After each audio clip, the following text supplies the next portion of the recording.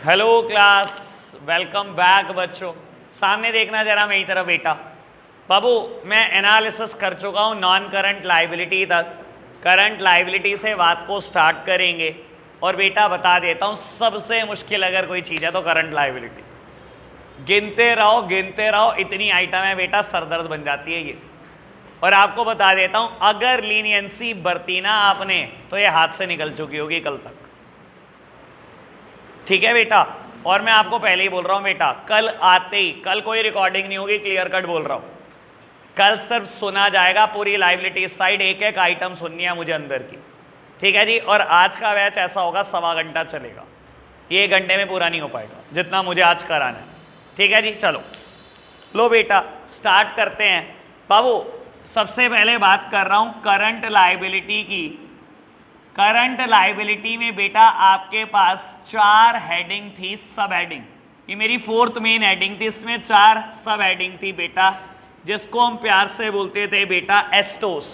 याद है आपको बेटा? S for short term borrowing. हाँ अब जवान सबकी निकल जाएगी। ये गिद्दड़ है भाई, झुंड में शिकार करते हैं, अकेले बताया नहीं जाता इनको। Trade payable, other current liability, short term provision. 4 heading बता के खुश हो रहा भाई तू। 85% भी तो लाने हैं तुझे। चलो जी लो बेटा, बात कर रहे हैं short term borrowing, trade payable, other current liability और शॉर्ट टर्म प्रोविजन की। बेटा बात को स्टार्ट करते हैं शॉर्ट टर्म बोरोइंग से। आपने जहां पर बेटा बैलेंस शीट नोट की हुई है, आपने इनके नोट नंबर में बेटा कुछ ना कुछ लिखा होगा। लिखा है नोट नंबर? ये नोट नंबर 5 है, ये 6 है, ये 7 है और ये 8 है, ऐसे ही लिखा हुआ है बेटा। सबसे पहले एनालिसिस कर रहे हैं शॉर्ट टर्म बोरोइंग पे, ठीक है ना। नोट नंबर 5 बेटा, शॉर्ट टर्म बोरोइंग में बहुत सारी चीजें आती हैं। पहले याद कराता हूं लॉन्ग टर्म बोरोइंग में क्या क्या लिखा था। कल आपने लिखा था बेटा 10% डिबेंचर्स। डिबेंचर्स को कभी भी हम नहीं बेटा बिना परसेंटेज के बोलते, 9, 10, 11, 12 जो भी परसेंटेज दी हो। 10% debentures, bonds, loan from the third party, और बेटा एक बात लिखी थी अदर लोन्स, ठीक है ना, अदर, ठीक है, और पब्लिक डिपॉजिट।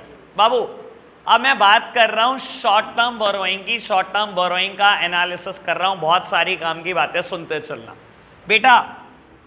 सबसे पहली आइटम जो इसमें आती है बेटा, loan repayable on demand. Loan repayable on demand, for example CC limit and bank ओवरड्राफ्टिंग।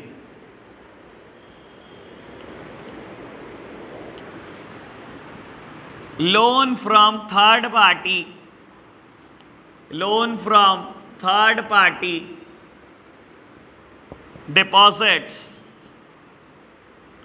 और अदर लोन।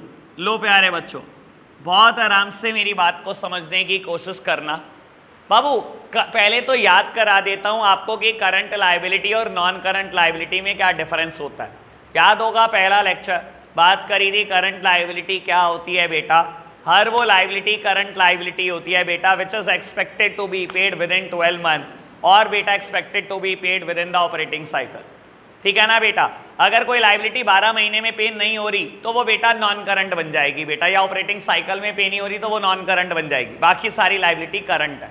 ठीक है बाबू, अब ये ना 4 तरीके की बातें लिखवाता है मुझसे। पहली बात पे मेरा एनालिसिस में थोड़ा टाइम लगेगा, मैं सेकंड, थर्ड, फोर्थ की बात कर देता हूँ बेटा। लोन फ्रॉम थर्ड पार्टी, अगर आपने किसी थर्ड पार्टी से लोन लिया है और आपको ये पता है कि आपको लोन 1 साल के अंदर अंदर उतारना है, 12 महीने के अंदर अंदर उतारना है, तो आप उसे कभी क्लासीफाई नहीं करोगे नॉन करंट लाइबिलिटी में, हमेशा कहाँ लिखोगे बेटा? करंट लाइबिलिटी में।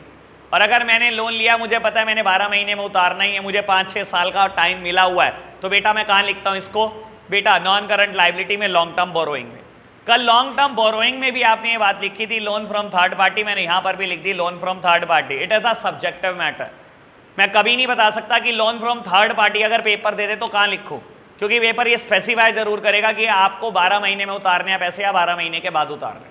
12 महीने में उतारने हैं मेरे को, तो बेटा ये हमेशा पार्ट होगा शॉर्ट टर्म बोरोइंग का।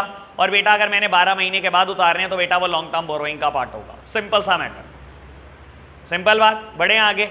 बेटा कल वहां पे एक टर्म लिखी थी पब्लिक डिपॉजिट, यहां पर भी वही टर्म लिखी है लेकिन नाम सिर्फ डिपॉजिट लिखा है, इसका मतलब पब्लिक डिपॉजिट ही है। बेटा हर कंपनी एक डॉक्यूमेंट इशू करके भी फंड रेज कर सकती है फ्रॉम द जनरल पब्लिक, इसको हम बेटा बोलते हैं पब्लिक डिपॉजिट, ठीक है ना। डिबेंचर और पब्लिक डिपॉजिट में ये डिफरेंस होता है बेटा, डिबेंचर हमेशा सिक्योर्ड होते हैं जबकि पब्लिक डिपॉजिट अनसिक्योर्ड है। क्या होता है सिक्योर्ड और अनसिक्योर्ड? बेटा जब कंपनी डिबेंचर्स इशू करती है जनरल पब्लिक को तो उसके लिए एसेट्स गिरवी रखती है, इसीलिए डिबेंचर को बोला जाता है बेटा सिक्योर्ड। और बेटा जब भी पब्लिक डिपॉजिट से आप पैसा रेज करते हो तो आप कोई सिक्योरिटी गिरवी नहीं रखते, ये इसलिए अनसिक्योर्ड होता है। अगेन बेटा अगर मैंने पब्लिक डिपॉजिट 1 साल से ज्यादा के लिए इशू कर रखे हैं तो कहां दिखाऊंगा बेटा? Long term borrowing. और अगर बेटा मैंने 1 साल से कम के लिए इशू कर रखे हैं तो बेटा वो शॉर्ट टर्म बोरोइंग का पार्ट होगा। सिंपल बात, कोई दिक्कत तो नहीं। अभी बोलो ही भी मत उस टर्म को तो यहां पर ना, अगर फिर भी अगर आपको लगे कॉमर्शियल पेपर तो बेटा वो अदर लोन में कवर हो जाएगा क्योंकि कॉमर्शियल पेपर कभी 1 साल से ज्यादा के लिए इशू होता ही नहीं है। एक बात और बोल देता हूं, अगर पेपर में सिर्फ नाम आ जाए पब्लिक डिपॉजिट, ये क्लैरिफाई कभी ना करे बेटा कि वो 12 महीने से ज्यादा के लिए है कम के लिए है, हमेशा मान के चलना वो 12 महीने से ज्यादा के लिए है, वहां पर लॉन्ग टर्म बोरोइंग का ही पार्ट बनाना उसको, ठीक है जी। बाबू अदर लोन में कोई और लोन दे दे तो आ सकता है। मैं आपको बता देता हूं पेपर कंफ्यूज करने के लिए बार बार आपको टर्म कैसी देता है। शॉर्ट टर्म लोन, मैंने कहीं लिखा शॉर्ट टर्म लोन जैसा नाम, अगर दे दे शॉर्ट टर्म लोन इसका मतलब है वो अदर लोन की बात चल रही है। ये भी पार्ट किसका है बेटा? शॉर्ट टर्म बोरोइंग का ही पार्ट है। क्लियर बात? तो बेटा शॉर्ट टर्म बोरोइंग में 4 बातें आती है, मैंने पहली बात अभी तक बताई नहीं है, बाकी 3 मैंने बता दिया, ठीक है ना बेटा। बाबू लोन फ्रॉम थर्ड पार्टी हमने लॉन्ग टर्म बोरोइंग में भी लिखा, यहां पर भी लिखा, 12 महीने से ज्यादा है तो वहां पर आ जाएगा वरना यहां पर आ जाएगा।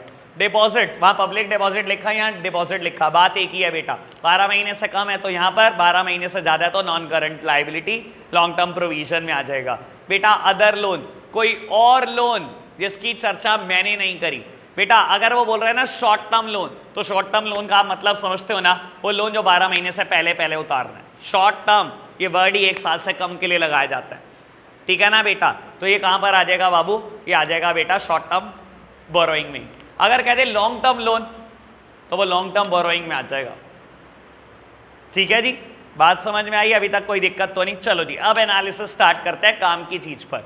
बेटा loan repayable on demand, for example CC limit and bank ओवरड्राफ्टिंग।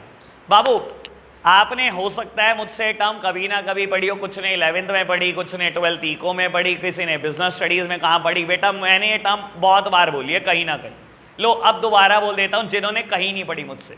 बेटा पहले बात करते हैं बैंक ओवरड्राफ्टिंग की। समझना बाबू, आपका एक बैंक में करंट अकाउंट है और 20 साल से एक ही बैंक में करंट अकाउंट है और आपकी बेटा रेप्यूटेशन बहुत कमाल की है उस बैंक की नज़र में भी और मार्केट में भी बेटा।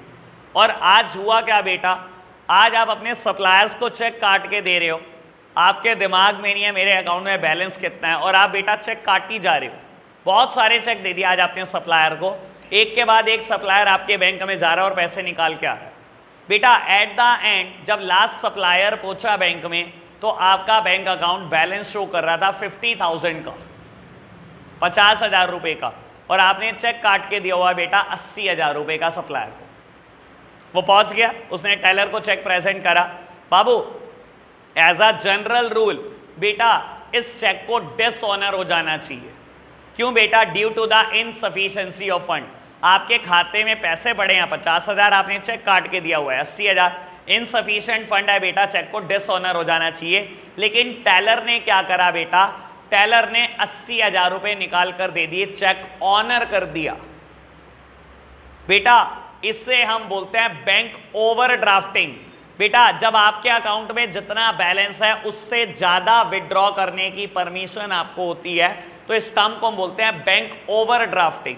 बेटा आप एक बात को समझना, टेलर ने ऑनर क्यों किया है चेक? क्योंकि आपकी रेप्यूटेशन बहुत अच्छी है, ठीक है ना। वो नहीं चाहता बेटा आपकी रेप्यूटेशन पे कोई दाग लग जाए। क्योंकि अगर क्या होता, अगर आपका चेक वो डिसऑनर कर देता ना, एक तो बेटा सप्लायर की नज़र में आपकी रेप्यूटेशन खत्म हो जाती। ये क्या बंदा है, मार्केट में इसका इतना नाम है, 80,000 रुपये का चेक क्लियर नहीं होता इसका, वो क्या सोचेगा, यही तो सोचेगा आपके बारे में। दूसरी बात बेटा, आज की तारीख में अगर आपका चेक डिसऑनर हो जाता है तो बेटा सामने वाली पार्टी के पास राइट आ जाता है आपके ऊपर केस करने का, और बेटा उस केस में 3 महीने तक की जेल भी हो सकती है आपको। क्या कह रहा भाई, क्यों हो सकती है? क्योंकि आपका चेक डिसऑनर हो गया।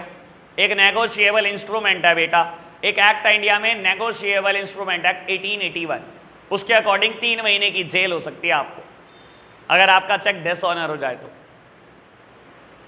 समझ आई बात बेटा? तो इसी वजह से क्या करा, टेलर ने आपका चेक ऑनर कर दिया। It is known as bank overdrafting. जब आपके करंट अकाउंट में एक बैलेंस है और उससे ज्यादा निकालने की आपको अप्रूवल दी जाती है, यही बैंक ओवरड्राफ्टिंग होता है। और बेटा it is a loan repayable on demand. जब आपको बैंक कहेगा तब जाकर आपको ये बेटा वापस करके आने होंगे 30,000। ये 30,000 आपके ऊपर एक लोन की तरह है बेटा। और आपको बता देता हूं, टेलर तो आपको कॉल कर देगा, सर पैसे जमा कराओ, मैंने एक बार तो ऑनर कर दिया, आपकी बेइज्जती ना हो, आपकी इज्जत बचाइए, मेरे बैंक में कल आके पैसे जमा कराओ ब्याज के साथ, 30,000 का लोन है आपके ऊपर ही। समझ आई बात बेटा? तो बाबू ये हमारी क्या है, ये हमारी करंट लायबिलिटी है, आज ही पे करनी है, ठीक है ना? आज नहीं तो 1-2 दिन में पे करनी है, इसके लिए कोई आपको सालों नहीं मिलने वाले। सेम बात करते हैं चलो सीसी लिमिट के एंगल से। बेटा इस बात को समझना, नॉर्मल लोन और सीसी में बड़ा डिफरेंस होता है। मैं एक कहानी बता देता हूं आपको जल्दी से, ताकि आपको normal loan versus CC difference clear हो जाए। बेटा आप एक पर्सन हो, आपको 25 लाख का लोन चाहिए, आप बैंक मैनेजर के पास गए कि बैंक मैनेजर मुझे 25 लाख रुपए का लोन चाहिए। बैंक मैनेजर ने कहा ठीक है हम लोन तो कर देंगे, लेकिन हम कभी भी लोन बिना सिक्योरिटी के नहीं करते, आप बताओ क्या एसेट गिरवी रखोगे, क्या मॉर्टगेज करोगे? बेटा आपने बोला ठीक है मेरे पास एक प्लॉट ऑफ लैंड है जिसकी कीमत 40 लाख रुपए, मैं वो प्लॉट ऑफ लैंड गिरवी कर दूंगा 40 लाख का आपके नाम, मुझे 25 लाख का लोन चाहिए। उन्होंने कहा ठीक है आप एक काम करो, कल प्रॉपर्टी के पेपर ले आना, चेक करा लेंगे, अगर ठीक मिला तो कर देंगे लोन। 10-12 दिन के बाद सब कुछ ठीक मिला और आपको 25 लाख का लोन हो गया। ठीक है, लोन करने का तरीका क्या होता है बेटा? ऐसा नहीं होता कि बैंक आपके लिए नगद तैयार करके बैठा होता है एक अटैची में पैसे कि 25 लाख रुपए आप आओगे, ये अटैची आपको दे देगा, गिफ्ट कर देगा। लोन करने का तरीका क्या होता है बेटा? उस बैंक में आपका लोन अकाउंट खोल दिया जाता है और उस लोन अकाउंट में 25 लाख रुपए क्रेडिट कर दिए जाते हैं, और उसके बाद जैसे जैसे आपका इस्तेमाल होता रहे बेटा आप निकालते रहो।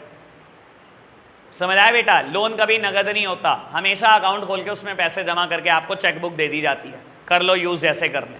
ठीक है, ये सिंपल लोन की कहानी बता रहा हूं मैं अभी आपको। मान लो बेटा 25 लाख का लोन हो चुका है, लोन अकाउंट में आपके 25 लाख बैंक ने जमा कर दिए। ठीक है, और मैं बोलता हूं जिस पर्पस के लिए आपने लोन लिया था वो पर्पस डिफीट हो गया। मान लो आपने घर खरीदने के लिए लोन लिया था, 15 दिन बैंक ने लोन करने में लगा दिया, 15 दिन में बेटा वो घर किसी और को बिक गया। अब 25 लाख रुपए लोन अकाउंट में पड़े हुए हैं, आपको कोई और घर पसंद नहीं आ रहा, 1 महीना जा चुका है, बैंक ब्याज लेगा कि नहीं लेगा? लेगा कि नहीं लेगा? लेगा। आपका मामा तो लगता नहीं बेटा कि ब्याज चार्ज ना करे आपसे, ठीक है ना बेटा? जिस दिन बैंक ने लोन अकाउंट खोल दिया, उसमें पैसे जमा कर दिए, आपका मीटर स्टार्ट हो गया बेटा उसी दिन। चाहे अब आप पैसे निकाल लो, चाहे आप पैसे ना निकालो, आप बैंक को कितना ही कह लो मैं तो 1 रुपया नहीं निकाला बैंक, मेरा तो अभी इस्तेमाल भी नहीं हुआ, बैंक को इस बात से कोई मतलब नहीं है कि आपने 1 रुपया निकाला है कि नहीं निकाला, आपका मीटर स्टार्ट हो चुका, ब्याज लगेगी। अब बेटा आ जाओ सीसी लिमिट पर। यही बेटा मैं कहानी को चेंज करता हूं, मैं लेकर आता हूं सीसी लिमिट पर। सीसी लिमिट खुलवाते कौन है बेटा? बिजनेसमैन। ठीक है ना? आपने बैंक को कहा मेरे पास 40 लाख की एक प्रॉपर्टी है, गिरवी कर लो, मुझे 25 लाख की सीसी लिमिट इशू कर दो। उन्होंने कहा ठीक है बाबू, सीसी लिमिट अकाउंट खोल दिया गया, 25 लाख जमा कर दिए गए। और मैं बोलता हूं आज आपका अकाउंट खोला, कल कोविड फैल गया और लॉकडाउन हो गया, 1 महीने तक लॉकडाउन नहीं खुला, एक भी पैसा नहीं निकला। बेटा क्या कोई ब्याज लगेगी? नहीं। सीसी लिमिट के साथ यही ब्यूटी है बेटा, सीसी लिमिट में कभी कोई इंटरेस्ट नहीं लगता अनलेस एंड अनटिल आपने कोई अमाउंट विड्रॉ किया हो। जितना अमाउंट आप विड्रॉ करते हो बेटा सिर्फ उसी पर ब्याज देना है। तो आपने अभी तक 1 रुपया भी नहीं निकाला, 1 रुपए का भी ब्याज नहीं लगा। ठीक है जी। 1 महीने के बाद मैं बोलता हूं बेटा आपका गुड्स आता है दिल्ली सदर बाजार से, आप दिल्ली गए सदर बाजार, 5 लाख रुपए का सामान खरीद लाए और 5 लाख का आपने बेटा सीसी लिमिट अकाउंट से बेटा चेक काट के दे दिया। अब आपके अकाउंट से पैसे निकले हैं 5 लाख, ब्याज कितने पे? 5 लाख पे, 25 पे नहीं। जितना निकालोगे सिर्फ उसी पे ब्याज देना है। 5 लाख पे ब्याज लगनी शुरू। 2 दिन के बाद बेटा क्या हुआ, आपके पास सहारनपुर में बैठे बिठाए गुड्स आ गया ट्रांसपोर्ट के थ्रू, आपने आज लाख रुपए का सामान बेच दिया अपनी दुकान पे। लाख रुपए नगद आए, आपने सीसी लिमिट अकाउंट में जमा करा दिए। पहले बैलेंस 20 लाख था, 1 लाख और जमा हो गया, बैलेंस हो गया 21 लाख। पैसे निकले हुए हैं 4 लाख, ब्याज 4 लाख पे लगनी शुरू। अगले दिन फिर दुकान पे सेल हो गई बेटा 1 लाख रुपए की, 1 लाख और जमा कर दिया, 21 के बाद एक और जमा कर दिया 22, पैसे निकले हुए हैं 3 लाख, 3 लाख पे ब्याज लगनी शुरू। फिर चले गए बेटा अगले दिन दिल्ली, 5 लाख का सामान और खरीद लाए, 3 पहले निकले हुए थे, 5 और निकाल लिए, 8, ब्याज 8 लाख पे लगना शुरू। वापस आ गए बेटा बिजनेस में, आज 50,000 की सेल करी, 50,000 जमा कर दिए, 8 निकले हुए थे, 50 जमा कर दिए, 7.5 निकले हुए हैं, 7.5 पे ब्याज लगना शुरू। तो बेटा जितना पैसा आप निकालते हो सिर्फ उसी पे ब्याज देते हो, ये सीसी लिमिट की ब्यूटी है। लेकिन बड़े काम की बात जिससे क्लियर होगा ये करंट लायबिलिटी में क्यों दिखाया जाता है। बैंक साल में एक बार आपको जरूर बोलता है कि सीसी लिमिट का पूरा बैलेंस जमा कर दो। साल में एक दिन, बस एक दिन। मान लो आज आपने 7.5 लाख निकाले हुए हैं, 17.5 का बैलेंस है, बैंक से कॉल आई, सर आज जमा करने पड़ेंगे पूरे पैसे एक दिन के लिए। 7.5 लाख जमा करो, इसको बैलेंस को दोबारा 25 लाख लेकर आओ, कल दोबारा निकाल लेना। साल में एक बार जरूर करवाता है बैंक आपसे। बैंक ये इंश्योर करता है आपने वैसे कहीं उड़ाउड़ू तो नहीं दिए, खा पी तो नहीं गए। और जनरली बता देता हूं बेटा, खाए पिए तो सबने होते हैं, लेकिन दुनिया करती क्या है, दुनिया इधर उधर से पकड़ के किसी दोस्त यार को कहती है यार कल दे दूंगा यार, बस आज बैंक में मेंटेन करने हैं, तो बेटा जमा करा देते हैं सीसी लिमिट में, एनी हाउ अगले दिन फिर निकाल के उसी दोस्त को वापस। तो बेटा क्योंकि साल में एक बार तो लोन उतारना ही पड़ेगा, एक तरीके से लोन ही तो उतर गया ये, तो बेटा साल में एक बार उतारना पड़ेगा 12 महीने में। इसी वजह से बेटा ये करंट लायबिलिटी का पार्ट होता है, इसी वजह से बेटा ये शॉर्ट टर्म बोरोइंग में दिखाया जाता है। समझ आई बात। पेपर में कई बार आता है लोन रीपेबल ऑन डिमांड कहां जाता है, कई बार बोलता है सीसी लिमिट कहां जाता है। बेटा सीसी लिमिट का पूरा नाम जरूर ध्यान रखना, कहीं मुझे फंसा दो तुम कि हमें तो पता ही नहीं क्या होता है, कैश क्रेडिट लिमिट, ठीक है ना बेटा। और बाबू बैंक ओवरड्राफ्टिंग कोई भी पूछ सकता है आपसे, लोन रीपेबल ऑन डिमांड पूछ सकता है, बैंक ओवरड्राफ्टिंग पूछ सकता है, सीसी पूछ सकता है। इतनी बात ओके बेटा। 6th पे एनालिसिस बड़ा छोटा सा है, इसी वजह से यहीं कर देता हूं बेटा। ट्रेड पेबल बस 2 ही चीजें आती हैं, गिन के 2 चीजें, एक क्रेडिटर्स, अब ये तो नहीं बताऊं ना क्रेडिटर्स क्या होता है, और दूसरा बिल पेबल। ओके है ये, वैसे होगी नहीं आधे से ज्यादा बच्चों को, खैर मेरे को तो करना ही पड़ेगा एनालिसिस, लो कर देता हूं बेटा। क्रेडिटर्स क्या होते हैं, मेरे वो सप्लायर्स जिनसे मैंने उधार पर सामान खरीदा उन्हें हम बेटा अकाउंट्स में क्रेडिटर बोलते हैं, ठीक है ना। मेरे वो सप्लायर्स, ठीक है ना, जिनसे मैं उधार पर सामान खरीद कर आता हूं। आपका सामान दिल्ली से आता है सदर बाजार से, आपने बेटा उनसे उधार पे सामान खरीदा, वो क्रेडिटर है बेटा। हर वो सप्लायर जिससे आप उधार पे सामान खरीदते हो वो क्रेडिटर होता है। बिल पेबल क्या होता है, वो तो ठीक है, होता क्या है बिल पेबल,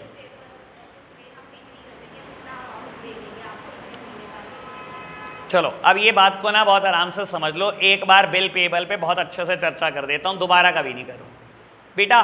मान लो आपका बिजनेस है और आपका नाम है बेटा मान लो मिस्टर ए, आप सामान खरीदते हो मिस्टर बी ऑफ दिल्ली से, ठीक है। आप मिस्टर ए ऑफ सहारनपुर, बेटा मिस्टर बी ऑफ दिल्ली से आप सामान खरीदते हो, ठीक है। आपने बेटा आज उनसे सामान खरीद लिया 5 लाख रुपए का और 2 लाख रुपए जमा करा दिए, 3 लाख रुपए के वो आपकी बुक्स में क्रेडिटर खड़े हुए हैं कि आपने उनके 3 लाख रुपए देने हैं। मिस्टर बी ने बोला कि मिस्टर ए मुझे आपके ऊपर विश्वास नहीं है कि आप हमारे पैसे दोगे। मिस्टर बी कह रहा नहीं नहीं मैं तो ईमानदार आदमी हूं, मैं तो दूंगा पक्का। वो कह रहा नहीं लेकिन मुझे विश्वास नहीं है, एक काम करते हैं इस चीज को हम लीगल कर लेते हैं कि आपने मेरे पैसे देने हैं, मैं आपके ऊपर एक बिल लिख देता हूं जिसको आकर आपको कोर्ट में एक्सेप्ट करना पड़ेगा कि आपने मेरे 3 लाख रुपए देने। मिस्टर बी ने कहा मुझे क्या दिक्कत है, मैं तो बड़ा ईमानदार आदमी हूं, जहां मर्जी बुलाओ मुझे। बेटा मिस्टर ए ने आपके ऊपर एक बिल लिखा कोर्ट में कि आपने मेरे 3 लाख रुपए देने हैं, मैंने आपको उधार पर माल बेचा था, आपने मुझसे उधार पे माल खरीदा था, इस डेट को खरीदा था, इस इनवॉइस नंबर के थ्रू खरीदा था। बेटा मिस्टर बी गया और मिस्टर बी ने वहां पर जाकर साइन कर दिए कि मैंने आपके पैसे देने। बेटा आज से आपकी बुक्स में से 3 लाख के क्रेडिटर हट जाएंगे और 3 लाख के बिल पेबल खड़े हो जाएंगे। यानी कि आपको बता देता हूं ये दोनों टर्म एक जैसी होती हैं, क्रेडिटर के बाद ही कोई इंसान बिल पेबल में कन्वर्ट हो जाता है। समझ आई बात? ओके बात? तो ट्रेड पेबल में 2 ही बातें आती हैं, एक क्रेडिटर्स और एक बिल पेबल। कोई दिक्कत तो नहीं अभी तक? सारी बात ओके। चलो जी बढ़ते हैं आगे बेटा। शॉर्ट टर्म प्रोविजन, यहीं करो इसका भी एनालिसिस बेटा, फिर बढ़ेंगे आगे। लो बेटा 3 बातें आती हैं शॉर्ट टर्म प्रोविजन में। प्रोविजन फॉर, या एक काम करो यार तुम नोट कर लो, मुझे ना थोड़ी स्पेस की रिक्वायरमेंट है, फटाफट से नोट करो। चलो जी बेटा सामने देखना जरा मेरी तरफ। बेटा अभी एनालिसिस अदर करंट लायबिलिटी का 2 मिनट के लिए रोक रहे हैं, बात कर रहे हैं बेटा शॉर्ट टर्म प्रोविजंस पर। बेटा शॉर्ट टर्म प्रोविजन पे पहले चर्चा कर रहा हूं, अदर करंट लायबिलिटी को छोड़ रहा हूं क्योंकि यहां पर मेरे को गिन के 13 आइटम लिखवानी है, ठीक है जी, और उन्हें समझाने के लिए 1 घंटा चाहिए अपने आप में, वो बहुत बड़ी सिर दर्द है। चलो खैर लो सबसे पहले बेटा शॉर्ट टर्म प्रोविजन को फिनिश करते हैं। बेटा सबसे पहला प्रोविजन आता है इसमें, provision for bad and doubtful date, और ये इससे तो मैं बोलता हूँ हर कोई इंसान फेमिलियर होगा। जिसने फर्स्ट बुक पढ़ी है बेटा उसको बहुत ज़्यादा अच्छे से पता होगा, जिसने 11th में पढ़ा है उसको भी इसके बारे में पता ही होगा। Provision for bad and doubtful debt. लो प्यारे बच्चों सुन लो, फिर भी बता देता हूँ एक बार। बेटा जब हम पार्टनरशिप में या सोल प्रोप्राइटरशिप में टी फॉर्म बैलेंस शीट बनाते हैं तो हम क्या करते हैं बेटा, डेटर्स जो बेटा डेटर्स हमारी एक एसेट है, खैर दोबारा बता देता हूं, मैंने भी क्रेडिटर पे चर्चा करी, डेटर नहीं बोला। डेटर्स क्या होते हैं बेटा, हर वो कस्टमर जिनको मैं उधार पर गुड्स बेचता हूं मैं उनको डेटर बोलता हूं। मेरी दुकान पे एक कस्टमर रेगुलरली आता है बेटा, मैंने उसको उधार दिया हुआ है 50,000 का, किसी को लाख का, किसी को 1.5 लाख का। बेटा हर वो कस्टमर जिनको हम उधार पे गुड्स बेचते हैं बेटा उनको हम डेटर बोलते हैं। कस्टमर जिनको मैं उधार पर गुड्स बेचता हूं मैं उनको डेटर बोलता हूं, ठीक है। मेरे बिजनेस में मान लो 5 लाख रुपए के डेटर है, किसी को मैंने 50,000 का उधार बांटा हुआ है, किसी को लाख का, किसी का 1.5 लाख का, ठीक है। 5 लाख के डेटर मैंने शो किए हुए हैं एसेट में जिनसे मुझे पैसा लेना है। बाबू आज मैं अंदाजा लगा रहा हूं कि ये 5 लाख के 5 लाख पूरे तो कभी नहीं आएंगे, मेरा अंदाजा ये पूरे 5 लाख कभी नहीं आए वापस। तो मैंने क्या करा बेटा, लेकिन मुझे ये भी नहीं पता कि कितने पैसे वापस नहीं आएंगे एग्जैक्टली, तो मैंने क्या करा, एक प्रोविजन बना दिया, ठीक है ना, अपने अंदाजे से 5%। मैंने कहा ये 5 लाख पूरे तो कभी वापस नहीं आएंगे, मेरा अंदाजा है 5% ये मेरे पैसे कोई ना कोई डेटर मार लेगा, कोई ना कोई कस्टमर मार के भाग जाएगा। तो बेटा हम क्या करते थे ऐसे केसेस में, बेटा डेटर में से 5% डिडक्ट करके दिखाते हैं, यही लिखते हैं minus provision for bad and doubtful date, 5% minus कर देते हैं और ये मान के चलते हैं कि बिजनेस में 4,75,000 ही वापस आएंगे, 5 लाख कभी नहीं आएंगे। ऐसे ही शो करते थे ना बेटा। ये टी फॉर्म बैलेंस शीट है, चाहे ये पार्टनरशिप की समझ लो चाहे सोल प्रोप्राइटरशिप की। सोल प्रोप्राइटरशिप तो किसी एक्ट से किसी कानून से गवर्न ही नहीं होता, पार्टनरशिप गवर्न होता है। लेकिन इंडियन पार्टनरशिप एक्ट 1932 ने कभी ये नहीं बोला कि फाइनेंशियल स्टेटमेंट कैसे बनानी है आपको, तो आप कैसे भी बनाते थे बेटा सब चल जाता था। कंपनीज एक्ट ने स्पेसिफिकली बताया कि मेरे लिए कंपनी एक्ट के अकॉर्डिंग आप कैसे बैलेंस शीट को तैयार करोगे, और इसने बोला कि आप कभी भी डेटर में से प्रोविजन डिडक्ट करके नहीं दिखाओगे, हमेशा कैसे दिखाओगे बेटा, इसको शॉर्ट टर्म प्रोविजन में दिखाओगे। समझ में आई बात बेटा? इसको हम एसेट साइड डेटर में से डिडक्ट करके नहीं दिखाएंगे, लायबिलिटीज में ही लिखेंगे, कानून ने बोला है, ठीक है ना बेटा। अगर आप किसी चीज को एसेट में से माइनस करते हो या लायबिलिटी में लिख दो, बात तो एक ही है, कुछ फर्क तो बढ़ेगा नहीं बेटा इस बात से। ओके बात समझ आई बात? बढ़े आगे। चलो जी बेटा अभी 2 और प्रोविजन की मुझे बात करनी है। लो जी मैं लिखता हूं प्रोविजन फॉर टैक्सेशन या प्रोविजन फॉर टैक्स। लो प्यारे बच्चों अभी मेरा साल शुरू हुआ है, अगर आप एक बड़ी ऑर्गेनाइजेशन के एंगल से देखोगे तो 1000 करोड़ टैक्स जमा कराती हैं, 1000 करोड़। आईटीसी कितना टैक्स है रोज का? 6 करोड़। रोज का 6 करोड़ टैक्स, साल के 365 दिन। अप्रोक्सीमेटली 2000 करोड़ का टैक्स। तो जैसे ही साल शुरू होता है, जैसे ही ये कमाना शुरू करते हैं बेटा, थोड़ा थोड़ा पैसा अलग रखना शुरू कर देते हैं, क्योंकि इनको पता है बेटा कि हमें साल के बाद 2000 करोड़ देने हैं, एकदम निकाल नहीं पाएंगे हम। ठीक है ना बेटा? तो हम उसके लिए क्या करते हैं, प्रोविजन बनाना शुरू करते हैं, इसे हम बोलते हैं प्रोविजन फॉर टैक्सेशन। बेटा देखो, प्रोविजन वर्ड को कंफ्यूज मत करना। प्रोविजन का मतलब क्या होता है, एक अमाउंट को सेट असाइड करना, अपने प्रॉफिट में से एक अमाउंट अलग निकाल के रख देना, बस ये होता है प्रोविजन। ठीक है जी, कोई दिक्कत तो नहीं है, समझ में आया? Provision for bad and doubtful debt, provision for taxation. लो जी, बड़े काम की बात बेटा, प्रोविजन फॉर एम्प्लॉय बेनिफिट। अब कई बच्चे कहेंगे यार ये तो कल आया था। Provision for employ benefit retiring in 12 month. समझदार बच्चों को समझ गया बेटा। बाबू, एम्प्लॉय के भले के लिए आप कोई भी प्रोविजन बनाते हो, चाहे वो related with the provident fund है, चाहे वो बेटा अर्न लीव है, कल बात कर चुका हूं, चाहे वो ग्रेचुटी है। बेटा अगर आपका एम्प्लॉय अगले 12 महीने के अंदर अंदर रिटायर होने वाला है, क्योंकि ये अमाउंट मुझे अगले 12 महीने के अंदर अंदर पे करनी है, तो मैं बेटा इसको करंट लायबिलिटी का पार्ट बनाता हूं, शॉर्ट टर्म प्रोविजन का। अगर आपको याद हो, कल ये बात मैंने लिखी थी, कल मैंने लिखी थी बेटा लॉन्ग टर्म प्रोविजन में। ठीक है ना बेटा? अगर नॉर्मली क्या होता है बेटा, आपका एम्प्लॉय जिस दिन ऑर्गेनाइजेशन को ज्वाइन करता है बेटा, आप तभी से प्रोविजन बनाना शुरू कर देते हो, ये तो 60 साल में रिटायर होगा। ठीक है ना बेटा? अब मान लो बेटा एक एम्प्लॉय आया जब उसकी एज 35 साल थी, आपकी ऑर्गेनाइजेशन में आया, आपने आज से प्रोविजन बनाना शुरू करा, अभी आप कब कहां शो कर रहे होंगे? अभी तो आप शो कर रहे होंगे बेटा नॉन करंट लायबिलिटी में, लॉन्ग टर्म प्रोविजन में, कि 25 साल बाद पैसे देने हैं। जब ये 36 साल का हुआ तब भी नॉन करंट में, चलते चलते चलते चलते आज वो 59 ईयर का हो गया, अगले साल उसकी रिटायरमेंट है। जब आप यहां बैलेंस शीट बना रहे होंगे तो उसे लॉन्ग टर्म प्रोविजन में नहीं दिखा रहे होंगे, अब आपने दिखाना शुरू कर दिया होगा शॉर्ट टर्म प्रोविजन, कि अगले साल ही पे करना है तो हमने पैसा। ठीक है ना? जिंदगी के 24 साल ये चीज लॉन्ग टर्म प्रोविजन रहेगी, लेकिन बेटा आखिरी साल ये कहां आ जाएगी, ये शॉर्ट टर्म प्रोविजन में आ जाएगी, कि अगले साल ही पे करना है, 12 महीने के अंदर अंदर पे करना है पैसा। क्लियर होगी ना बात बेटा सारी? अब तो क्रिस्टल क्लियर है ये तीनों बातें। बढ़ जाएं आगे बेटा, अदर करंट लायबिलिटी, खैर करेंगे स्टार्ट, इसको नोट कर लो बस, अब सांस नहीं आएगी इसके बाद।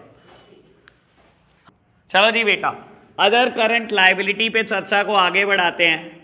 बाबू स्पेस जब लिखोगे तो बहुत बड़ा रखना, इसके लिए मैं बात कर रहा हूं नोट नंबर 7 की। बेटा फैन ऑन कर लो।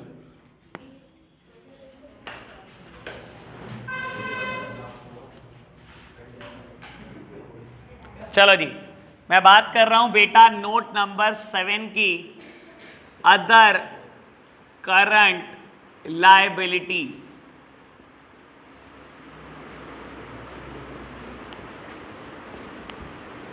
लो बेटा, अब अभी कोई नहीं लिखेगा बेटा, ठीक है? पहले मुझे लिखने दो, सारी आइटम पे एनालिसिस करने दो, फिर धीरे धीरे बेटा लिख लेना। चलो एक काम करो, पहले मेरे साथ साथ नोट डाउन कर लो, तुम नोट ही डाउन करो तुम।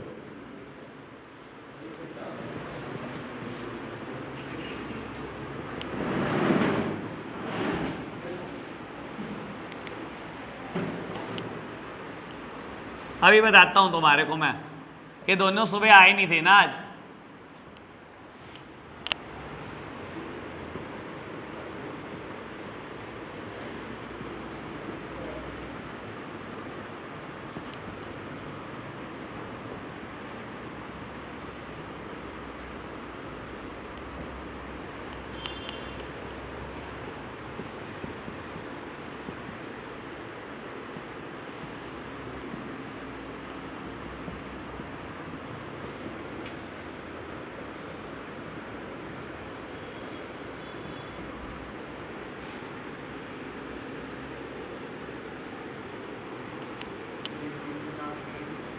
Interest thereon.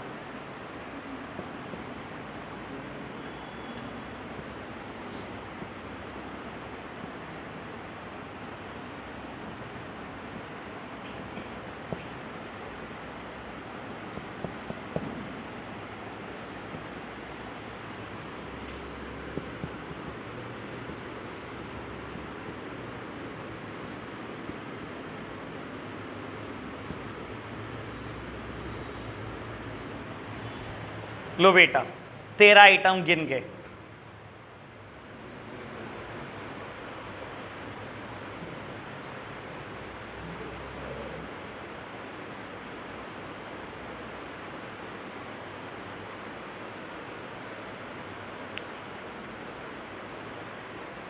लो बेटा एक एक करके एनालिसिस स्टार्ट करते हैं, टाइम बहुत लगेगा इसमें लेकिन घबराना मत, हमें बातें क्लियर करनी है, टाइम से कोई टेंशन मत लो आप, ठीक है ना। ऐसी जल्दी का कोई फायदा नहीं होता कि बस रटा ही रटा पता कुछ है नहीं। लो जी बेटा सबसे पहले बात करता हूं current maturity of debenture and loan. बेटा debenture is a kind of loan on company, और कल आपको याद भी होगा मैंने इसको लिखा था लॉन्ग टर्म बोरोइंग में, ठीक है। बेटा डिबेंचर से जब आप लोन लेते हो, कंपनी जब लोन लेती है तो कम से कम 5 साल और ज़्यादा से ज़्यादा 20 साल के लिए मिलता है, यानी कि debenture is the part of long term borrowing. भाई बहुत लंबे टाइम का लोन मिलता है। मैं बोलता हूँ बेटा आपने जो लोन लिया वो 15 साल के लिए लिया और 15 लाख रुपए का लोन लिया, ठीक है। बेटा आपने जब लोन लिया तो वो डेट थी लेट सपोज 30 जून 2010, और बेटा आपने 15 साल के लिए लोन लिया, ये बेटा जाएगा 2025 तक मान लो, ठीक है जी, ठीक है। बेटा आप अकाउंट्स बनाते जा रहे हो, हमेशा इसको लॉन्ग टर्म बोरोइंग में दिखाते जा रहे हो। बाबू 31 मार्च 2011 आई, आपने कहा अभी तो 2025 में देना है, ये लॉन्ग टर्म बोरोइंग है हमारी। 31 मार्च बेटा 2012 आई, 13 आई, 14 आई, 21 आई, 22 आई, 23 आई। जब 31 मार्च 23 आई तो आपने कहा अभी भी मेरे पास 1.25 साल है। 31 मार्च 24 आई, आपने कहा अभी भी 1.25 साल है, अभी भी लॉन्ग टर्म बोरोइंग है। लेकिन जैसे ही 31 मार्च 25 आई, अब बताओ आपका क्या है बेटा, कोई पॉइंट ऑफ व्यू चेंज हुआ? 31 मार्च 25 को आपने देखा कि अब तो 3 ही महीने बाद देना है। जब आप बैलेंस शीट बना रहे थे 31 मार्च 25 की, तो आपने लिखा कि करंट में इसकी मैच्योरिटी होने वाली है, ये तो अगले 12 महीने के अंदर अंदर बेटा मैच्योर्ड होने वाले हैं, और मेरे एग्जांपल में 3 ही महीने बाद मैच्योर्ड होने वाले हैं। तो ये उस साल लॉन्ग टर्म बोरोइंग में कभी नहीं दिखाए जाएंगे। ये कहां दिखाए जाएंगे बेटा? अदर करंट लायबिलिटीज में दिखाए जाएंगे। बात क्लियर हुई? ओके बात। करंट मैच्योरिटी ऑफ डिबेंचर, ऐसे ही कोई और लोन भी हो, मान लो मैंने 25 साल के लिए या 15 साल के लिए बैंक लोन लिया, तब भी बेटा मेरा पॉइंट ओपिनियन सेम रहेगा, ठीक है ना बेटा। 14 साल तक तो बेटा वो लॉन्ग टर्म बोरोइंग में ही चलता रहेगा, लेकिन बेटा लास्ट ईयर वो आ जाएगा बेटा अदर करंट लायबिलिटी में, क्योंकि उसको अब 1 साल के अंदर अंदर ही पे होना है। क्लियर बात? पहली बात, इसमें कोई दिक्कत तो नहीं, रिपीट करना है तो बताओ बेटा। ओके बात, सबको समझ में आया? बेटा आगे बढ़ते हैं। लो जी, पेपर में सबसे ज्यादा पूछे जाने वाली item, matured debenture and interest thereon. बेटा कई बार क्या होता है बाबू, मेरा फाइनेंशियल ईयर क्लोज होता है 31 मार्च को एवरी ईयर। बेटा इस बार 31 मार्च 21 को मैंने अकाउंट क्लोज करने थे, और मान लो 1 महीना पहले ही 28 फरवरी 2021 को ही मेरे डिबेंचर मैच्योर हो चुके हैं, और मैंने इसकी अभी पेमेंट नहीं करी। सर इसे टाल सकते हो? कायदे से तो आप डिबेंचर की पेमेंट टाल ही नहीं सकते। और बेटा मैं कहता हूं चलो आपने टाल दी 1 महीना कुछ ना कुछ करके बेटा, या बाबू डिबेंचर मैच्योर हुए हैं 2 दिन पहले ही, 29 मार्च 2021 को मैच्योर हुए हैं, आज 31 मार्च 2021 अभी आपने पेमेंट नहीं करी, तो बेटा पेमेंट तो करनी है। और बेटा कितना दिन टाल लोगे? 1 दिन 2 दिन, क्योंकि कंपनी बंद हो जाती है। आप डिबेंचर की पेमेंट नहीं टाल सकते। डिबेंचर होल्डर हाई कोर्ट जाकर कंपनी बंद कराने का ऑर्डर ले आते हैं, मिनट भी नहीं लगाते वो। तो बेटा 1-2 दिन टाल लोगे, 2-4 दिन और टाल लोगे, तो बेटा क्योंकि 12 महीने के अंदर अंदर तो पेमेंट करोगे ही करोगे, तो इसलिए हमेशा इसको दिखाया जाता है बेटा अदर करंट लायबिलिटी में। अगर डिबेंचर की मैच्योरिटी 1 साल के अंदर अंदर होने वाली है या हो चुकी है और उसका इंटरेस्ट भी पेंडिंग है, तो बेटा ना तो डिबेंचर का ब्याज रोका जा सकता ना उनकी प्रिंसिपल अमाउंट, इसलिए ये हमेशा अदर करंट लायबिलिटी का पार्ट होती है। 2-3-4 दिन टाल सकते हो बस, इससे ज्यादा नहीं। क्लियर है जी बात? On the same logic matured deposit, अगर कोई पब्लिक डिपॉजिट मेरे मैच्योर हो चुके हैं 2 दिन पहले, 4 दिन पहले, 5 दिन पहले, तो बेटा पे तो कर ही दूंगा, अगले 12 महीने में तो पे कर ही दूंगा बेटा, तो उसको भी मैं बेटा अदर करंट लायबिलिटी में ही दिखाता हूं। इन 3 बातों में कोई समस्या? मैच्योर्ड मतलब जिनकी मैच्योरिटी हो चुकी है, जितने टाइम पीरियड के लिए मैंने लिए थे वो टाइम पीरियड लैप्स हो चुका है। मैंने 15 साल के लिए थे, 15 साल खत्म हो चुके हैं, आप तो देना ही देने हैं बस पैसे वापस। और बेटा इसके पैसे मैं बोल रहा हूं आप टाल नहीं सकते, कंपनी बंद हो जाती है तो कितने दिन रोक लोगे पैसे? 2 दिन, 4 दिन, 5 दिन, 12 महीने के अंदर अंदर तो दोगे ना। हर वो चीज जो 12 महीने के अंदर अंदर देनी होती है बेटा मेरी करंट लायबिलिटी होती है, तो करंट लायबिलिटी में अदर करंट लायबिलिटी में दिखा दूंगा। ओके बात, 3 बातें, कोई समस्या तो नहीं? क्लियर है? बस धीरे धीरे करके बेटा ऐसे ही बाबू टेंशन फ्री हो गए। लो पहले अभी इन दोनों को छोड़ो बेटा, यहां बात करते हैं अनक्लेम अनपेड डिविडेंड। बेटा डिविडेंड वर्ड शायद सारे फैमिलियर हो, जो नहीं फैमिलियर हो रहे मैं उनके लिए बता देता हूं जिन्होंने कभी ये वर्ड नहीं पढ़ा। बाबू मैं कोई कंपनी हूं, मेरी तरफ देख रहे हैं आप सब, शिवांशु भाई मेरी तरफ देख रहे हो, मैं कोई कंपनी हूं, आप सब मान लो 50 शेयर होल्डर हो मेरी कंपनी के, आप सबने मेरी कंपनी में 1-1 लाख रुपए इन्वेस्ट करे, मेरे पास 50 लाख आए, मैंने क्या करा बेटा 50 लाख फर्दर इन्वेस्ट करे और बेटा बिजनेस स्टार्ट कर दिया। ठीक है, आज आपके 50 लाख रुपए से मैंने बेटा 1 लाख रुपए कमा लिए। ठीक है, 1 लाख रुपए कमाए पहले साल। बाबू company is a artificial person, company कोई इंसान नहीं है जिसको अपने लिए पैसा जोड़ना है। कंपनी क्या करती है, जो कुछ कमाती है अपने शेयर होल्डर में बांट देती है एज डिविडेंड। आप 50 लोग हो, मैंने 1 लाख कमाया, मैंने सब में 2-2 हज़ार रुपए बांट दिए। ये जो जितना रिटर्न इक्विटी शेयर होल्डर को मिलता है बेटा इसी को हम डिविडेंड बोलते हैं। समझ आई बात? डिविडेंड वर्ड समझ में आया? डिविडेंड क्या चीज है? अब मैंने क्या लिखा है बेटा, अनपेड अनक्लेम्ड डिविडेंड। कभी पेपर में नाम आता है अनपेड डिविडेंड, कभी पेपर में नाम आता है अनक्लेम्ड डिविडेंड। समझाने के लिए बात बोलता हूं बेटा, वैसे ना ये पुराने जमाने में होता था, आज के जमाने में होती नहीं है अदर करंट लायबिलिटी, वजह ही नहीं बनती बेटा अनक्लेम रहने की। पुराने जमाने में क्या होता था मैं बताता हूं, कंपनी जब डिविडेंड देती थी ना तो एक चेक काट के देती थी जो पोस्टमैन आपके घर लेकर आता था। अब मैंने चेक काट के दे दिया 2,000 रुपए का किसी पर्सन के नाम, मिस्टर बी के नाम, ठीक है ना। मिस्टर बी के घर पोस्टमैन गया, ताला, क्लेम ही नहीं करा किसी ने, दोबारा भेजा बेटा चेक, मेरे पास रिटर्न आ गया कंपनी के पास, मैं दोबारा 6 महीने के बाद ट्राई करी, दोबारा ताला, कोई पर्सन ट्रेस ही नहीं हो पा रहा मिस्टर बी बेटा। लेकिन मुझे उम्मीद है कि कभी ना कभी वो आएगा, अपने पैसे मांग लेगा, किसी भी दिन आ सकता है, आने को कल ही आ जाए। तो बेटा मैं इसको कभी भी ये नहीं बनाता कि नॉन करंट लायबिलिटी बना दूं जी, कभी नहीं आएगा वो तो, या लॉन्गर पीरियड ऑफ टाइम में आएगा, मैं तो मान के चलूंगा कल ही आएगा वो। तो बेटा मैं हमेशा उसको कहां दिखाता हूं, अदर करंट लायबिलिटी में, अनपेड और अनक्लेम्ड डिविडेंड के नाम से। मैं क्यों बोल रहा हूं आज के जमाने में नहीं हो सकता ये, क्योंकि आज के तारीख में कंपनी चेक नहीं भेजती, सीधा बैंक अकाउंट में पैसे डाल देती है, चाहे आप जिंदा हो चाहे मर गए। ठीक है ना बेटा, लेकिन क्या हम इस भरोसे रह सकते हैं? नहीं, पेपर तो पक्का देगा ही है, पूछेगा भी जरूर आपसे। तो बेटा आपको पता हर चीज होनी चाहिए, पता हो जी। 4 बातें, कोई समस्या तो नहीं? लो बेटा बात करते हैं इनकम रिसीव्ड इन एडवांस। बेटा आपको बता देता हूं 11th क्लास में आप इसको बोलते थे अनएक्रूड इनकम, याद आई बात? बाबू मान लो मैं आपको एक बात बोलता हूं, मान लो मेरे पास एक प्लॉट ऑफ लैंड है जिसको मैंने रेंट पर चढ़ाया हुआ है, ठीक है, और होता क्या है बेटा, मैं हर बार एडवांस रेंट चार्ज करता हूं अपने टेनेंट से। ठीक है बेटा, आज 1 तारीख शुरू हुई, मैंने कहा ला भाई रेंट दे जा, वो मुझे रेंट दे चुका है बेटा पूरे अगले महीने का। ठीक है ना, आप मेरे एंगल से सोचो, ये इनकम मैंने रिसीव करी है इन एडवांस, मैंने इनकम रिसीव करी है इन एडवांस। मेरे एंगल से सोचो, क्या ये मेरी लायबिलिटी नहीं होनी चाहिए? मेरी लायबिलिटी है, क्योंकि बेटा वो तो कर चुका, पैसे देकर वो तो फ्री हो चुका, मुझे उसके लिए अगले पूरे महीने परफॉर्म करना है, अपनी जगह देनी है उसको, तो it is a liability for me. ठीक है ना, इनकम रिसीव्ड इन एडवांस, हम इसको बेटा 11th क्लास में अनएक्रूड इनकम के नाम से जानते हैं।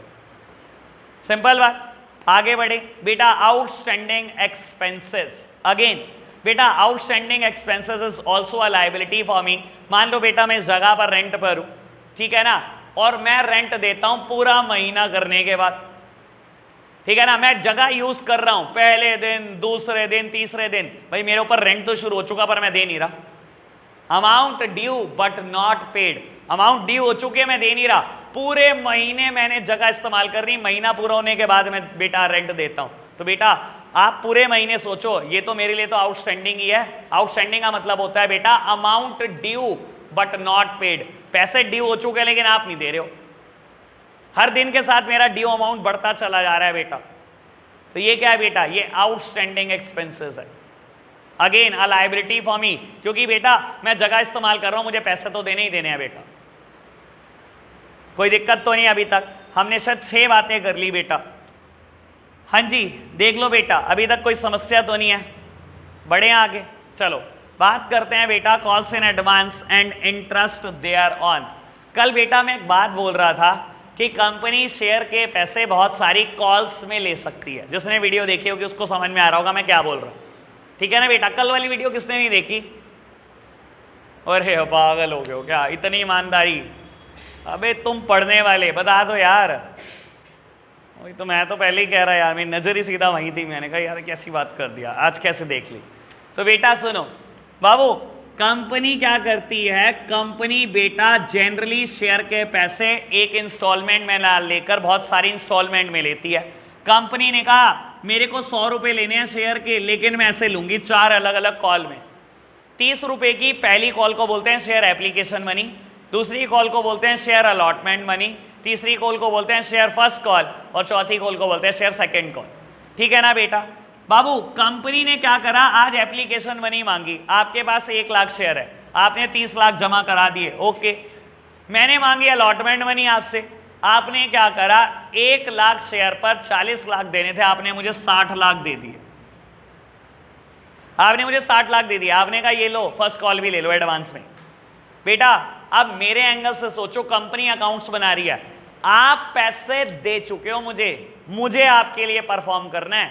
बेटा ये जितनी कॉल्स इन एडवांस आई है मेरे पास, मैं इसको क्या रिकॉर्ड करूंगा, 20 लाख रुपए को अपनी लायबिलिटी, अदर करंट लायबिलिटी, कि आपने तो कॉल्स इन एडवांस दे दी, मैं फंस गया, मुझे परफॉर्म करना है आपके लिए। और बेटा कंपनी इस कॉल्स इन एडवांस पे इंटरेस्ट भी देती है, और जनरली ये इंटरेस्ट 6% पर एनम होता है, 6% साल का।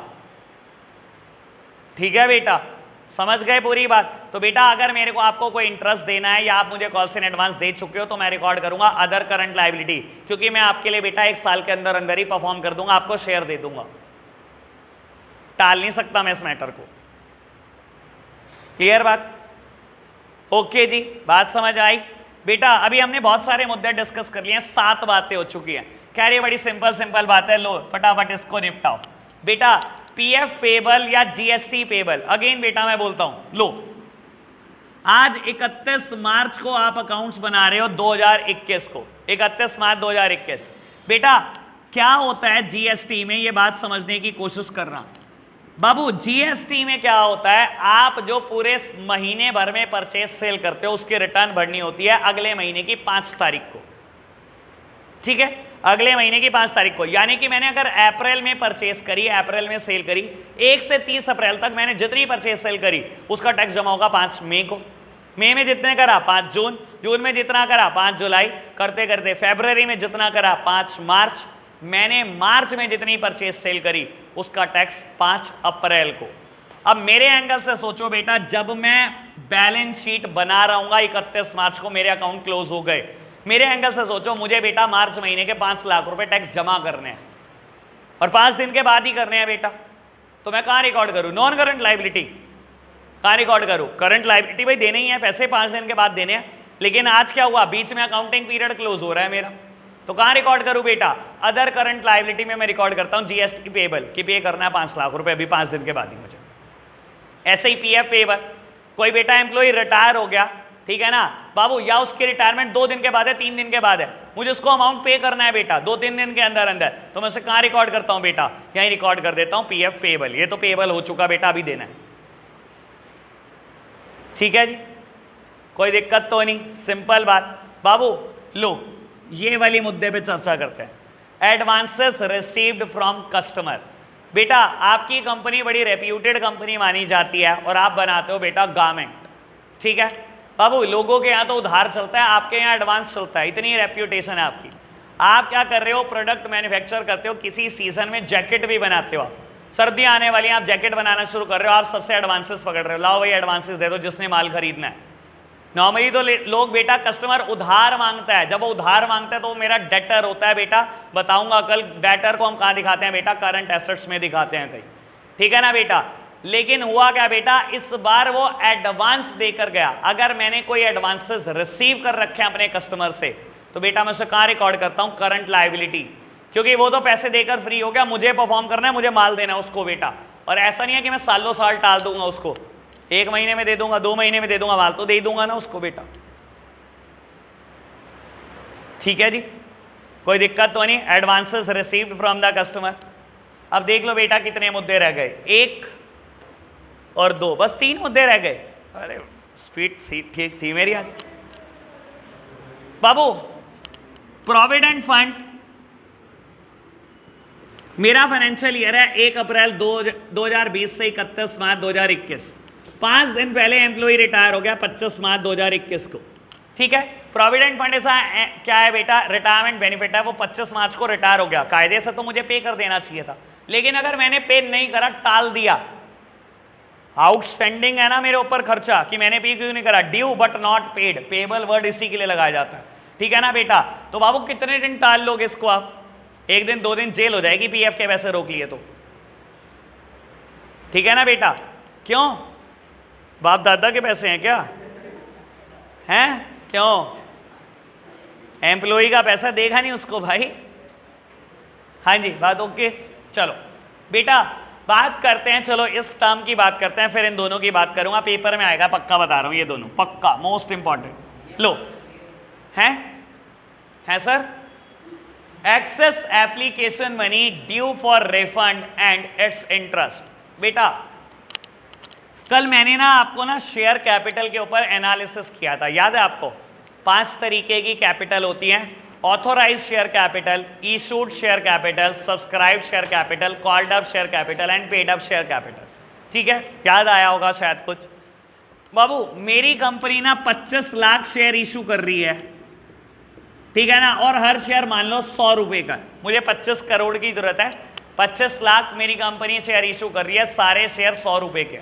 ठीक है बाबू, कस्टमर को या बेटा शेयर होल्डर को, जो प्रोस्पेक्टिव शेयर होल्डर है, उनको थोड़ी पता है बेटा कि मैं 25 लाख शेयर इशू कर रहा हूं, या उनको इस बात से मतलब थोड़ी है बेटा कि किस किसने एप्लीकेशन के लिए अप्लाई कर दिया। मेरे खाते में 30 लाख शेयर के पैसे आ गए, सबने 100 रुपए 30 करोड़ जमा करा दिए, जबकि मैं शेयर इशू कर रहा था बेटा 25 करोड़ रुपए के शेयर इशू कर रहा था।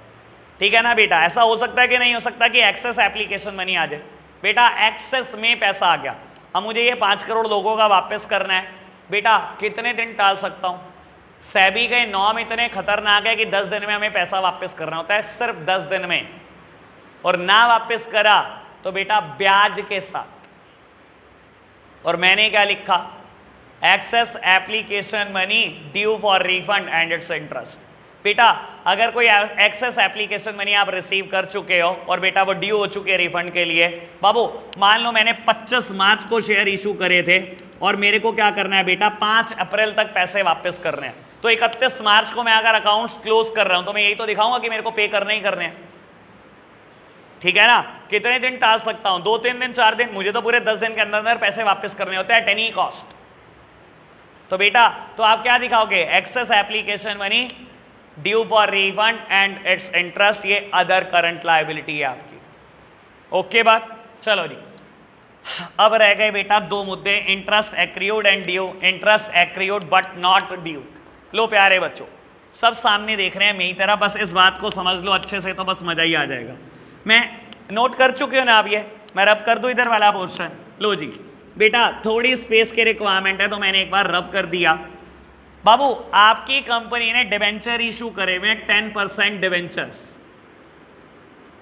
और आप क्या करते हो बेटा, हर साल में 2 बार इंटरेस्ट देते हो। ठीक है, आपकी कंपनी की पॉलिसी है कि आप 30 जून को इंटरेस्ट देते हो और बेटा 31 दिसंबर को इंटरेस्ट देते हो। साल में 2 बार इंटरेस्ट देते हो 6-6 महीने का। ठीक है ना, आपको बता देता हूं, जो डिबेंचर के आगे ये रेट मेंशन है ना बेटा, it indicate per annum interest, ये इंडिकेट करता है कि साल का ब्याज कितना है।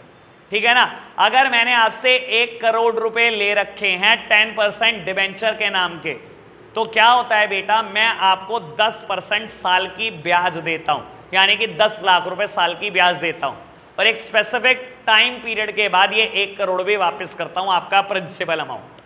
ठीक है ना, मैंने आपसे अगर 15 साल के लिए पैसे लिए हैं तो बेटा 14 साल तक तो 10-10% ब्याज देता चला जाऊंगा। 10 लाख की ब्याज, 10 लाख की ब्याज, 14 साल तक तो ये किया। 15वें साल 10 लाख की ब्याज भी और 1 करोड़ रुपए प्रिंसिपल अमाउंट भी वापस। ठीक है जी, ऐसे होता है डिबेंचर के साथ। अब समझना, मेरी कंपनी ने क्या बोला, जिस दिन हम डिबेंचर इशू कर रहे थे उसी दिन बता दिया कि आपको हम 2 बार ब्याज देंगे साल में, 6 महीने का देंगे 30 जून को और 6 महीने का देंगे 31 दिसंबर को। ठीक है जी, यानी कि 5% यहां पर दे देंगे, 5% लगभग यहां पर दे देंगे आपको ब्याज। ठीक है ना, 10% साल का ब्याज देना है, 5 लाख यहां मिलेंगे, 5 लाख यहां मिलेंगे, आपसे 1 करोड़ रेस कर रहे हैं। ठीक है, अब सुनना बेटा, 30 जून को आपने ठीक ब्याज दी, ठीक है ना, ये 30 जून 2020 की है बेटा। ठीक है, और मेरा अकाउंट्स क्लोज हो रहे हैं बेटा, मेरा फाइनेंशियल ईयर है 1 अप्रैल 20 से 31 मार्च 21। बेटा आज 31 दिसंबर 2020 आ गई, क्या मुझे आपको ब्याज देना है?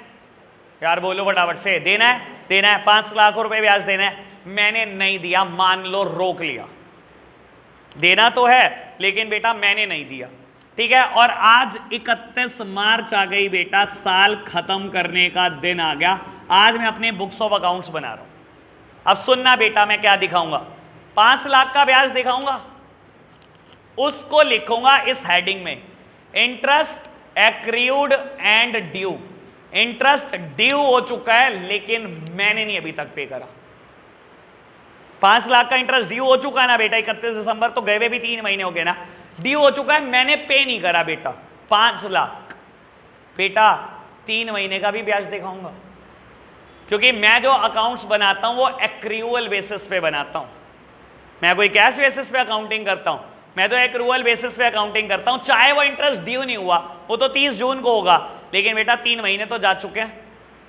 उसको मैं किस हेडिंग में दिखाऊंगा, interest accrued but not due. Interest ये ड्यू भी नहीं हुआ लेकिन मुझे देना था ये 3 महीने का ब्याज। सर आप बताओ, मैं साल का ब्याज नहीं दिखाऊंगा क्या? मेरे को ब्याज तो दिखाना ही है ना उस 3 महीने का भी, चाहे मैंने पे नहीं करना अभी, चाहे मेरे को 30 जून को पे करना है बेटा, अगले फाइनेंशियल ईयर में पे करना है, लेकिन 3 महीने तो जा चुके हैं। आप एक्रूअल बेसिस पे तो अकाउंटिंग करते हो। एक्रूअल बेसिस क्या कहता है, अगर कोई खर्चा है चाहे आपने पे नहीं करा, दिखाओ 3 महीने मैंने 1 करोड़ रुपए यूज करे कि नहीं करे, तो मुझे वो 2.5 लाख रुपए 3 महीने का ब्याज भी दिखाना चाहिए कि नहीं दिखाना चाहिए? बेटा ये 5 लाख का ब्याज ड्यू हो चुका है, 31 दिसंबर को ही देना था आपको, लेकिन आपने 31 दिसंबर को नहीं दिया, 31 मार्च तक आप टपा चुके हो पैसे। और ये बेटा जो 31 दिसंबर के बाद का टाइम पीरियड है, जो 3 महीने बीत चुके हैं बेटा, चाहे ये अमाउंट अभी ड्यू नहीं हुआ क्योंकि आप देते ही हर साल 30 जून को, लेकिन बेटा तब भी 3 महीने बीत चुके हैं, आप पैसे इस्तेमाल कर चुके हो, ब्याज तो देना ये भी है आपको। तो आप क्या दिखाओगे बेटा उसको, interest accrued but not due. Due नहीं हुआ ये इंटरेस्ट, लेकिन देना तो था मुझे। ये एनालिसिस समझ आया ना? ओके बात, 13 आइटम पे चर्चा कर दी मैंने, जल्दी कर दी। बताओ जी, इतनी बात ओके? एक बात और रहती है फिर, ये दोनों अनक्लेम्ड और अनपेड डिविडेंड,